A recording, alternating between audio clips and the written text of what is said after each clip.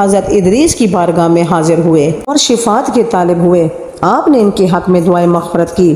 بہت روز کے بعد حکم الہی آیا کہ ان کو اختیار دیجئے کہ یا یہ تو دنیاوی عذاب قبول کر لیں یا آخرت کا۔